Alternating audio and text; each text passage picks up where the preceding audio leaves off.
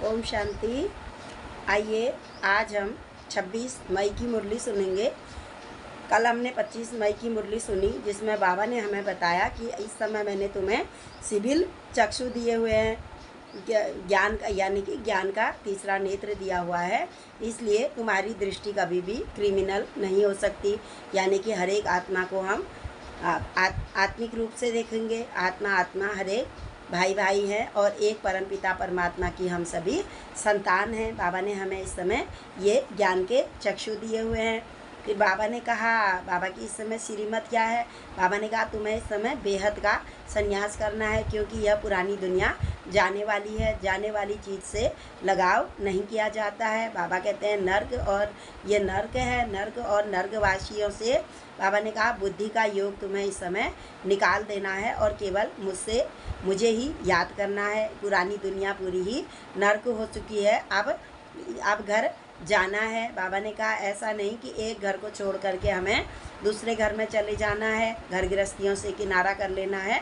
जिस तरीके से बाबा ने कहा साधु सन्यासी घर गृहस्थी को छोड़ जंगल में चले जाते हैं, तुम्हें ऐसा कुछ भी नहीं करना है, बल्कि बुद्धि से समझना है कि अब यह पुरानी दुनिया रहने लायक नहीं है और शीघ्र ही हमारे लिए स्वर्णिम नई दुनिया परमात्मा हमारे लिए स्थापन कर रहे हैं।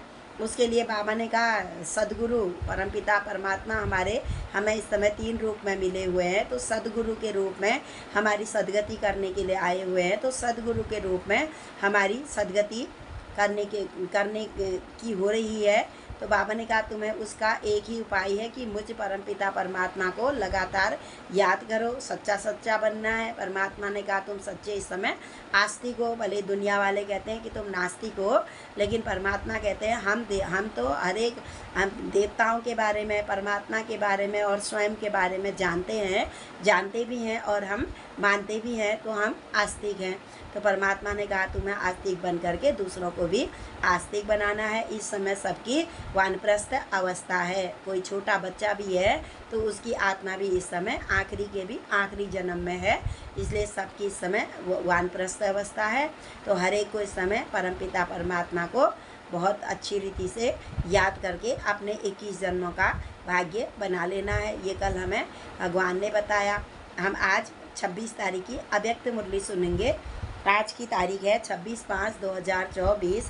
अव्यक्त बाप दादा हैं 31/12/99 को ये महावाक्य परमात्मा ने सुनाए हैं हम बच्चों को।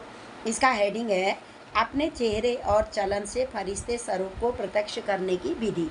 बाबा कहते हैं कि तुम्हारे चलन और चेहरे से भी मेरी प्रत्यक्षता होगी। क्या तो बाप दादा ने कहा, ब्रह्मा बाबा के तन में आकर के बाबा बता रहे हैं हमें, आप ब्राह्मण बच्चे बहुत महान आत्माएं हो।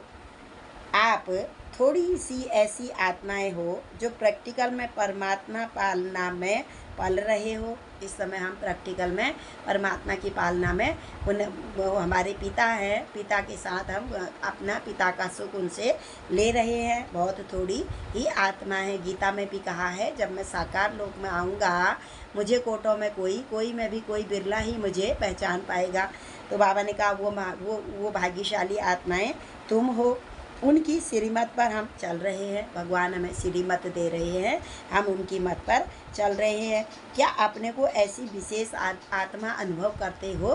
भगवान पूछ रहे हैं कि क्या तुम ऐसा अपने को विशेष आत्मा समझते हो? तो हर एक अपने को देखे, क्या हमारी चाल सच्चे ब्राह्मणों की जैसी है? सिर्फ सुनने व जानने वाले नहीं, बल्कि हर बात के अनुभवी मूर्त ब्राह्मण बनना है। हर बात का हमें अनुभव करना है। परमात्मा हमें अनुभवी मूर्त भी बना रहे हैं। रोज अमृत बेले से लेकर अपनी हर चलन को चेक करो। परमात्मा कहते हैं अपनी चलन को चेक करो कि क्या हमारी दृष्टि अलौकिक है। यानी कि अलौकिक माने मैं आत्मा हूँ, परमपिता परमात्मा की मैं संतान हूँ, पूरा विश्व ही मेरा परिवार है। तो बाबा ने कहा चेक करो क्या ऐसी दृष्टि रहती है। देह में तो दृष्टि नहीं जाती। तो बाबा ने कहा आंखें क्रिमिनल तो नहीं होती हैं, इसलिए अपनी दृष्टि को चेक करो। चेहरे का पोज सदा हर्षित एक रस अलौकिक रहता है। देवी देवताओं का चेहरा हर्षित मुख और कंचन काया तो बाबा ने कहा अपने को चेक करो कि क्या मेरा चेहरा हमेशा हर्षित मुख रहता है या पोज बदलते ही रहता है या बदलता ही रहता है। समय की पुकार यही है कि अभी फरिश्ता अर्थात अलौकिक जीवन आपके स्वरूप में दिखाई देना चाहिए। भगवान ने कहा समय बिल्कुल नज़दीक आया हुआ है, तुम्हारे ही द्वारा मेरी प्रत्यक्षता होगी। तो बाबा ने कहा तुम्हारे साधारण कार्य नहीं बल्कि तुम्हारे कार्य अलौकिक हों। तो बाबा ने के स्वरूप तुम्हारा स्वरूप परमात्मा ने कहा दिखाई दे, चेहरे से हमारी चलन और चाल और चलन चेहरे से हमारी प्रत्यक्षता दिखाई दे कि इन्हें कुछ न कुछ अवश्य ही मिला हुआ है। अच्छा, तब बाप की प्रत्यक्षता होगी। बाबा ने कहा जब हर कार्य करते तुम्हारी फरिश्ते जैसी चाल और हाल हो तब बाप की प्रत्यक्षता होगी। फरिश्ते माने हल्के, फरिश्ते हल्के होते हैं। जब हम सारी बोझ अपने परमपिता परमात्मा को दे करके हम हल्के होते हैं, तो बाबा ने कहा जब हम हल्के होकर के फरिश्ता रहेंगे और केवल एक परमपिता परमात्मा की याद में रहेंगे, तो बाबा ने कहा तब मेरी प्रत्यक्षता होगी। इसके लिए सिर्फ तुम्हें 4 शब्दों पर अटेंशन रखना है। बाबा हमें 4 शब्द बता रहे हैं। पहला है शुभ चिंतक, हर एक आत्माओं के प्रति शुभ चिंतक। दूसरा है शुभ चिंतन, शुभ अच्छा सोचो, शुभ चिंतन। तीसरा है शुभ भावना, हर एक आत्मा के लिए शुभ कामना और शुभ भावना। और चौथा है श्रेष्ठ स्मृति और स्वरूप, सदा स्मृति भी रहे और श्रेष्ठ स्वरूप में भी रहो, अपने सम्मान में रहो, कहते हैं बाबा। अगर एक शुभ शब्द भी याद करो उसमें चारों ही बातें आ जाती हैं। एक बात भी यदि हम अच्छी रीति से धारण कर लें तो भगवान ने कहा उसमें चारों ही बातें आ जाती हैं। बाबा ने कहा अभी तक बच्चों में मिटाने और समाने की शक्ति कम है। भगवान देख रहे थे तो बाबा ने बताया कि इस समय अभी भी बच्चों में कोई भी व्यर्थ की बातों को मिटाने में और समाने की शक्ति बहुत कम है। मिटाते भी हैं लेकिन पूरा नहीं, उसका कारण है समाने की शक्ति पावरफुल नहीं है। समाने की शक्ति सबसे बड़ी शक्ति है जो बाबा ने कहा जो पावरफुल नहीं है। समाने की शक्ति से नेगेटिव को पॉजिटिव में परिवर्तन करके समाओ। कोई भी नेगेटिव है तो उसको पॉजिटिव तुरंत ही पॉजिटिव में बदल करके बाबा ने कहा अपने अंदर उसको संभालो और चेक करो कि हमारे मन की प्लेन व्यर्थ से और बीती बातों से बिल्कुल साफ़ हुई है। मन की प्लेट हमारी बीती बातों से बिल्कुल साफ़ हुई है। बाबा ने कहा ये स्वयं में चेक करो।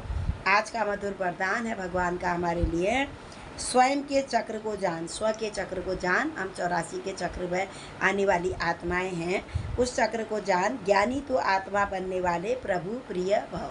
और ज्ञानी तू आत्मा, परमात्मा ने हमें सबसे पहले आते ही योगी बनो और ज्ञानी बनो का ज्ञान दिया। तो बाबा ने कहा ज्ञानी तू आत्मा बनने वाले प्रभु प्रिय भव। आज का स्लोगन है हर एक बच्चा बाप समान प्रत्यक्ष प्रमाण बने तो प्रजा जल्दी तैयार हो जाएगी।